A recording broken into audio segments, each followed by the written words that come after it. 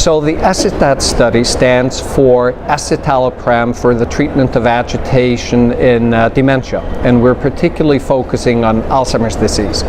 It is based on a previous study that we did with s-citalopram in patients with Alzheimer's disease that were agitated, that showed a meaningful efficacy, but had some tolerability issues.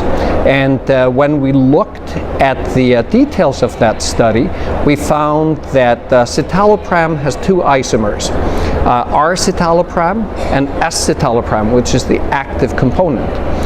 For the citalopram study, it appeared that the side effects that we saw, QT prolongation, and slight decrease in scores on the MMSE were associated with the r-citalopram isomer, but the benefits in terms of reduced agitation and reduced other neuropsychiatric symptoms were associated with the s-citalopram active isomer of citalopram. So we looked at that data, and we applied to the NIA and got funding for a study looking at s-citalopram. But we're also using that study to understand more about the impact of a simple, straightforward psychosocial intervention on people with agitation.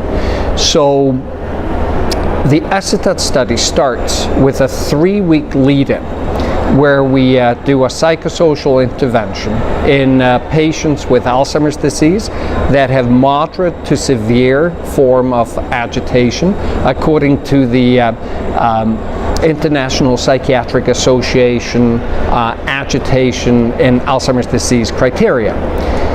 So those that qualify for the study get the psychosocial intervention. We observe them for 3 weeks. Those that improve on a psychosocial intervention alone, they transfer to an observation cohort that we follow just as those that actually do not improve, that are then randomized to either s-citalopram or placebo.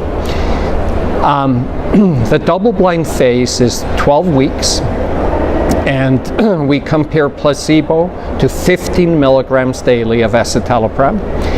At the 12-week visit, once all the outcome measures are completed, we actually unblind the treatment, and based on the information in the unblinding, the site PI can decide how is he or she going to treat this participant for the next 12 weeks.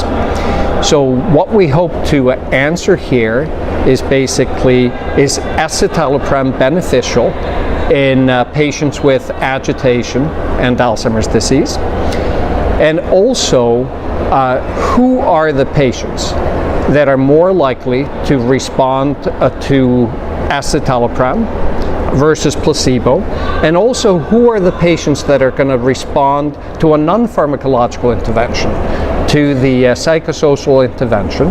How long does that effect last? And you know, what's the scope? What's the degree of improvement with a non-pharmacological intervention that is the type of intervention that you can actually apply in clinical practice?